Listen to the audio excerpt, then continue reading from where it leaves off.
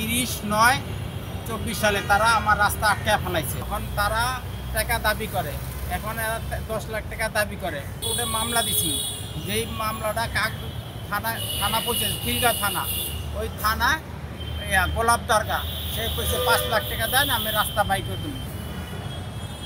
আমার নাম আব্দুর রহিম, আমার পিতা নূর মোহাম্মদ।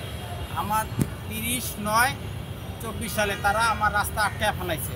আমার পাশের লোক মুসলিউদ্দিন, তারপরে মিয়াজান, সিরাজ, আকমল, তারা আমার রাস্তা আটকে ফেলাইছে। এখন তারা টাকা দাবি করে, এখন এরা 10 লাখ টাকা দাবি করে।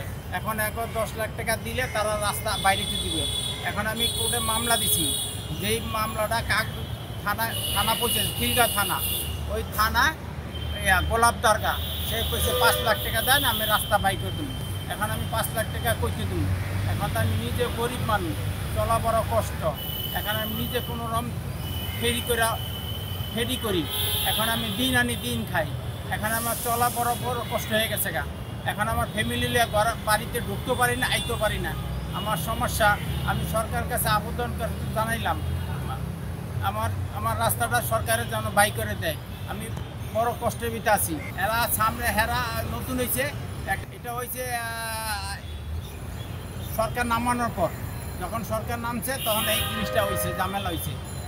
তখন আমি 3 মাস হয়েছে আমি মামলা দিছি, কিন্তু মামলাটা দিলে কী হইব, কিন্তু কোনো ফয়দা হইল না। তখন মামলা ফয়দা হইল না, তখন এই মামলাটা এখন থানাও পর্যন্ত নিছে।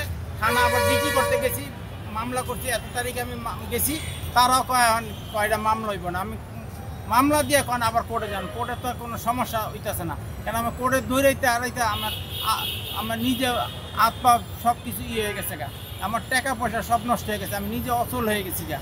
টাকা চাচ্ছে যারা আমার রাস্তা আটকাইছে, টাকা আটকাইছে তার মুসলিউদ্দিন, তারপরে মিয়াজান, সিরাজ, আকমল, তারপরে ওই জায়গায় থাকে, তাদের বাসা ওখানে একখানে থাকে, নাসিরাবাদ, গুরনগর বাগ মসজিদের সাথে আব্দুর রহিম, 75 নম্বর ওয়ার্ড, 75 নম্বর খিলগাঁও থানা।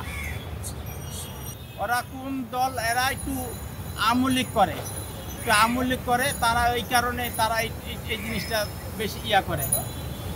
আমি একটা সাধারণ মানুষ, আমি বড় অসহায়, আমি বড় অসুবিধা আছে। আমার ফ্যামিলি ঢুকতে আইতে আমার বড় কষ্ট হয়ে গেছে। আমার বাইরের রাস্তাও নেই, দোকানের রাস্তা নেই, এই অবস্থা হয়ে গেছে।